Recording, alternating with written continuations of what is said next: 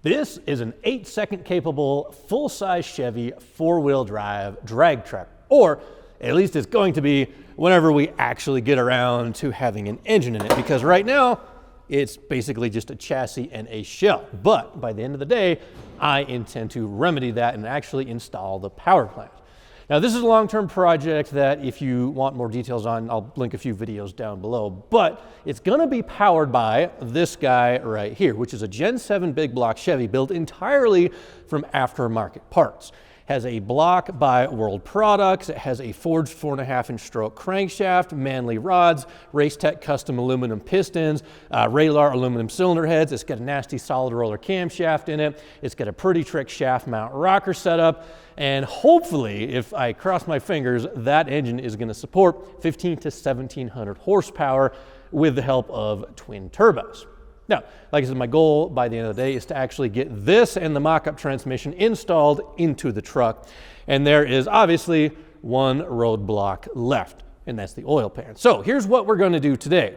First, I need to install two -10 AN ports so we can have the turbos return their oil into the oil pan.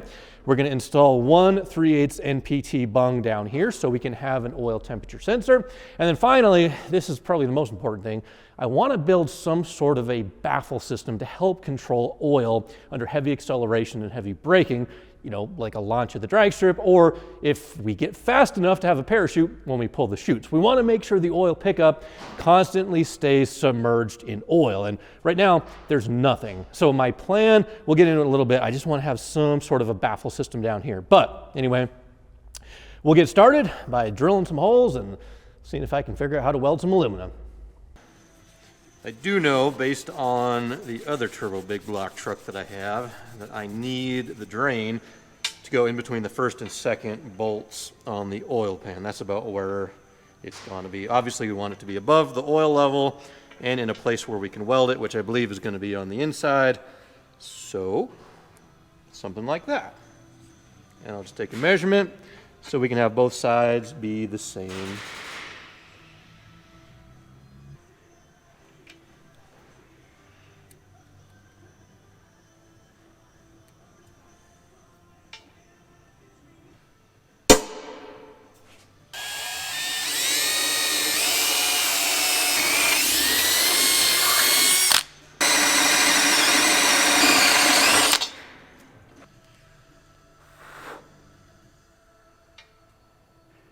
Beautiful.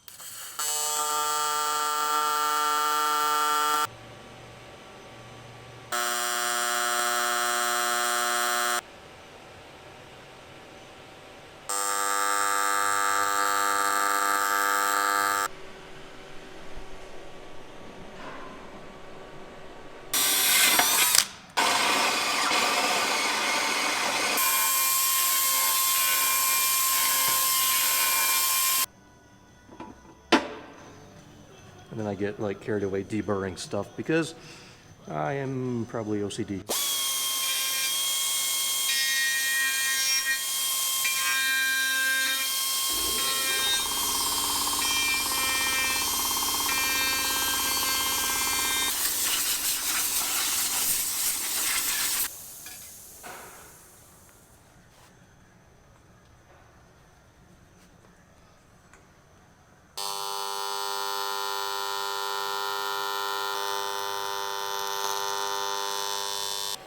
All right, much better. Much more betterer.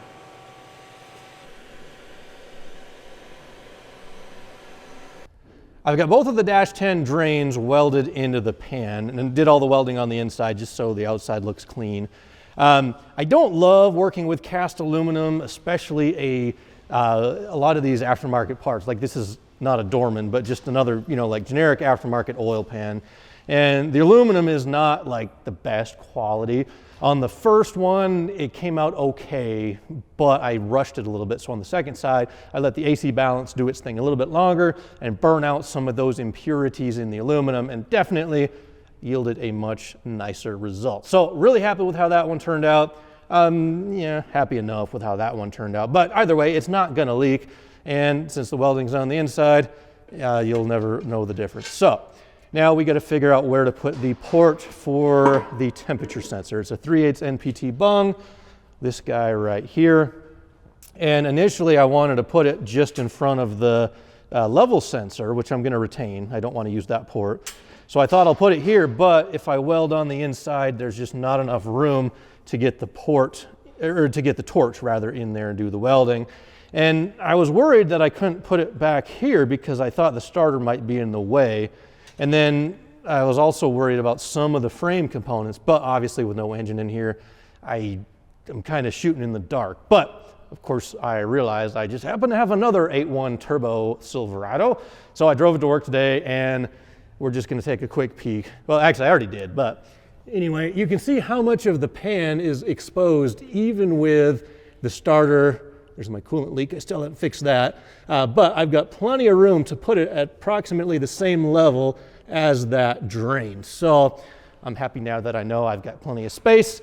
So we'll just kind of jam it in there somewhere. And then when I get that done, we'll figure out the baffle situation.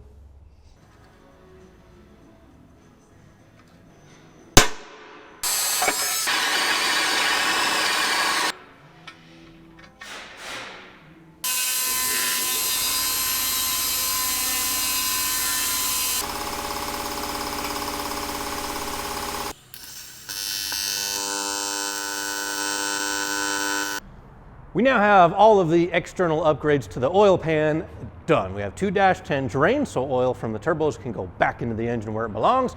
And then we have the single 3/8 NPT bung, so we can install our temp sensor and know how hot or cold the oil is. This one didn't turn out quite as good looking as that guy there, but I'll tell you, welding cast aluminum has always been my nemesis. I did weld both the inside and outside of that one. The inside actually turned out looking a little bit neater than the outside, but whatever, it won't leak. And it's just practice. We'll get there someday. Anyway, so the only thing I have left to do on the pan before it goes back on the engine, well, two things. Number one, paint it, but that happens after we get the baffle built and installed. I don't know why they actually didn't do this on the 8.1s, but the 5.3s, the 4.8s, the 6.0s, all the LS truck motors specifically, probably the cars too, they all had a baffle in the bottom of the oil pan, somewhere probably about that level there. And it's more or less just a flat plate that goes over the bottom of the oil pan to stop oil from sloshing to the back and up. So if you could picture, like, you're at a drag strip, the oil levels maybe in here, you launch, all that oil is going to kind of go back and want to splash up, and the baffle will help keep that oil somewhat contained and near the bottom of the pan where the pickup tube is going to be. This is the pickup tube. We haven't installed it in the pump yet, but if you can picture, I think it goes somewhere approximately like that, maybe towards the front third. So you want to keep that thing submerged in oil, and that is what a baffle is going to do. So I'm going to more or less duplicate what the LS truck motors use, just a flat plate. So I'll get the oil pump, the pickup tube, and the oil pump drive shaft installed into the block. I'll tighten it down. That way I can map out the big hole in the middle, and then I'll just kind of trace around the outside of the pan, and there you go.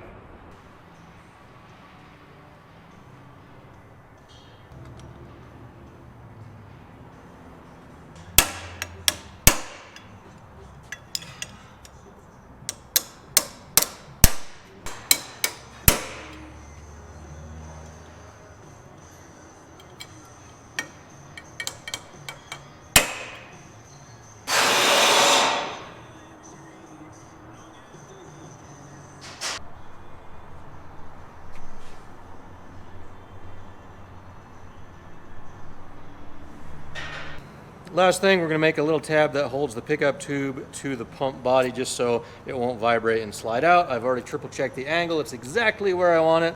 So we're just going to use this one little hole here and use this piece of the bed from the same truck, cut it down, and just make a bit of a tab.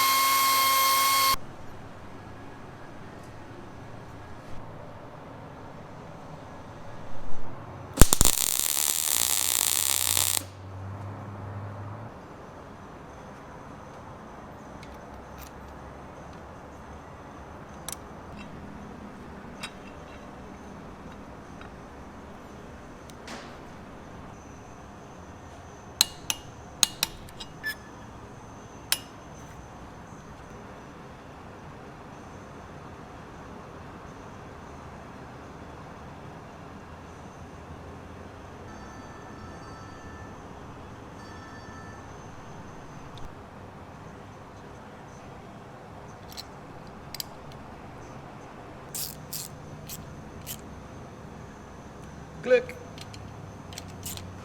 Click.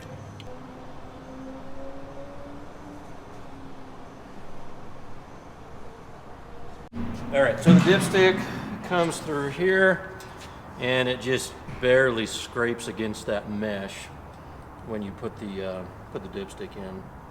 So we don't need much, but because this is shaped exactly how I want it, just get a little heat in there and then take like, probably what I'll do is I'll just hold this at the right angle. That's too long, actually. I'll hold something like this and I'll just have you kind of tap on it.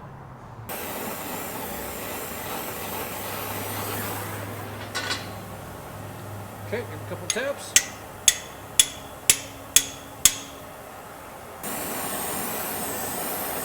This is probably in the book of things you really shouldn't do. Okay, give it a couple taps. Okay. I think that might be enough. Or I hope it might be enough. Well, we'll double check with the pan, but I think that's what we need.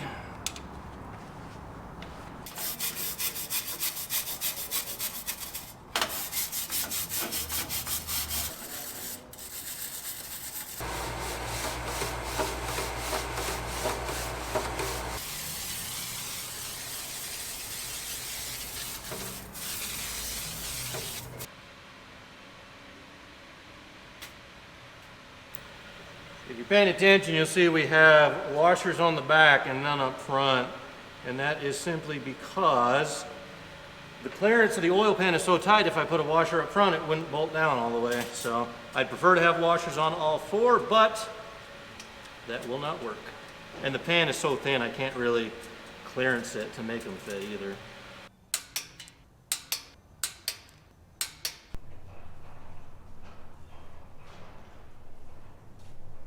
I've got to mark the depth of the baffle, which is 7 1/8 inches from the top rail of the pan. And it's going to be kind of a funky shape. So what I've done here is combine this straight piece of aluminum with this square. It's exactly 7 1/8 inches from that. And now I can basically take this and kind of slide it all around the edges. Just trace a mark. And then I'll have like a level of where I need to make this baffle. And from there, I'll just use like cardboard or something to actually trace it out.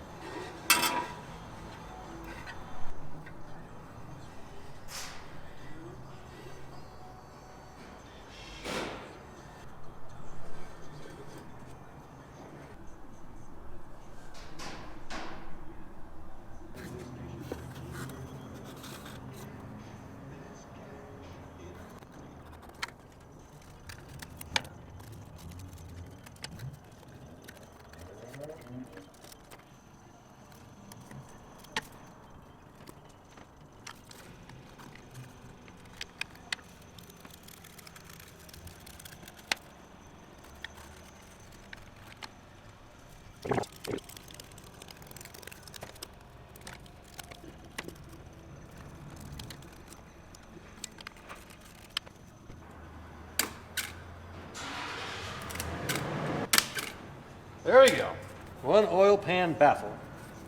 Sort of.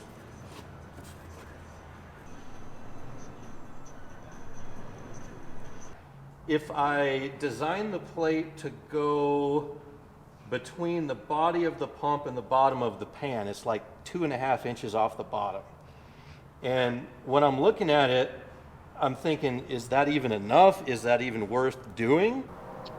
If you have enough oil in this thing at any given time, and unless you're going four-wheeling or like that, it's not as big of concern. There are millions of small block Chevys that are out there that accelerate hard with no baffling, right? So there's a whole bunch of big block Chevys are out there that run fine and don't have any problems with zero baffling. And the biggest thing, it has to have enough area around the pickup. So like 2 3/4 inches from the bottom of the pan. I'm like, right. Is that going to trap enough oil? Or, I mean, because in my mind, I'm looking at it, maybe that might make it worse than no baffle at all. It very well could make it worse. That is correct. All right. You could create a situation where it could make it actually worse. So how many quart pans? Is this like a 6-quart pan? I think there's 6 or 7, yeah. Yeah, see, for that size of engine and what you're doing, it's kind of a small pan. Okay. So you're delving into an area where, if you don't have good drain back, and you have a very high volume pump and you have a lot of oil going to the top of the engine, I mean, that's not a lot of capacity. Okay. What would be an ideal volume, a total volume of the system? Like if I added 1 or 2 more quarts? Oh yeah, no, that would be fantastical. Yeah, that's a win all the way around. Okay. An extra quart of capacity is a lot on something like that.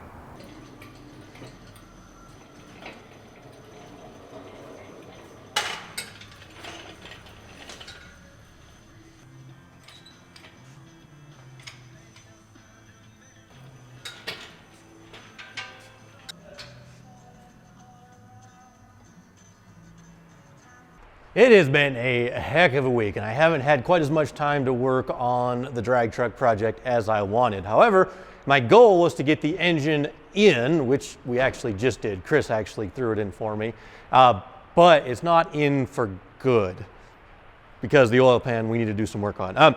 But this is kind of like the mock-up phase, and I'm realizing that this is going to be a bit of a packaging challenge, not just for the oil pan, which we'll get to in a second, but for everything, because I want to run twin turbos, which over on this side is not that big of a deal. I'm going to build a custom header. I'm going to have the turbo kind of up in this area diagonal, and the downpipe, as you can see, there's quite a lot of space there. I want to run a 4-inch downpipe. But on this side, it looks pretty similar, but that steering shaft goes right down the middle, and there's a primary right here that is going to have to get creative. So I'll probably have to have the front 2 pipes go in front of the turbo, and in front of the steering shaft, and the back 2 probably go underneath. And I think and hope I'll still have room for a downpipe there. Remember, this is the first time I've actually seen the long block in the frame with the cab on.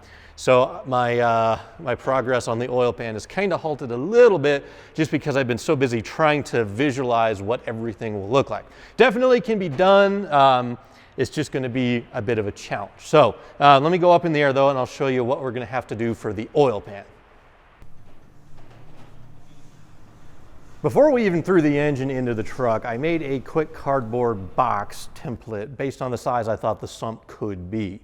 I went out and I bought a starter just to make sure it would clear the sump, and I thought we would be good to go. So after Chris threw the engine in the truck, I went to bolt up the starter, and the starter wouldn't even fit in the truck with a stock oil pan.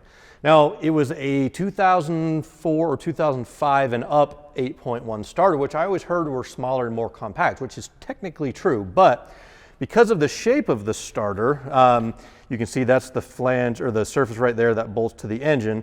The motor, or the electric motor for the starter, sticks way down, and that interfered and basically hit with the bracket for the front diff that sticks on the frame. So there's no way that starter would even work, I mean, with no oil pan mods at all. So this is what we did. This is the earlier, like 01 8.1 starter. That's the bracket right there. The old starter, or the new style starter down there, would hit right there. But the earlier style starter is a little bit larger and bulky, but it actually fits nicer in the chassis.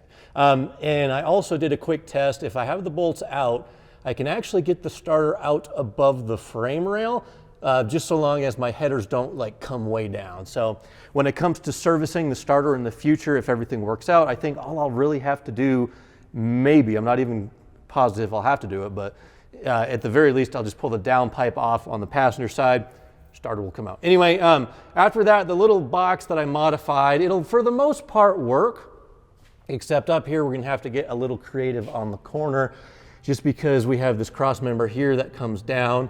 I'll have to kind of notch around that. And then more importantly though, the front diff kind of gets in the way. So I might trim this corner of the diff off, or the axle tube on the differential to match.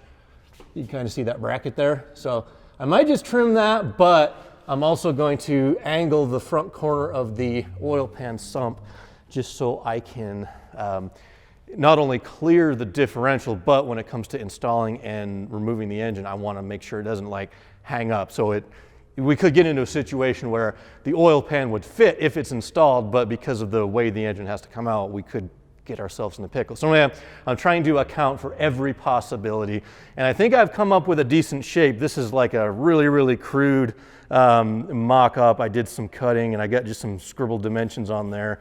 So next time, this is what we're going to build. Of course, we're going to make this much more precise than that cardboard is right now, but I think we've got a game plan. The other thing I wanted to show you, which is a possibility, I don't know if we'll tackle it yet, but there is a little bit of room in this bottom corner to have a little bit of extra oil, but I don't know if we are going to go quite that far. In its original square form, that cardboard template, I did the calculations, would hold like 2.05 quarts or something like that. Of course, it's going to be a little bit less with that cutout, but that would bring the total system capacity, I think, to like 8.5 quarts. So I think that'll be good. It has Pat's blessing on it. So that's what we're going to do next time, is continue our never-ending fabrication project that is the scrapyard drag truck.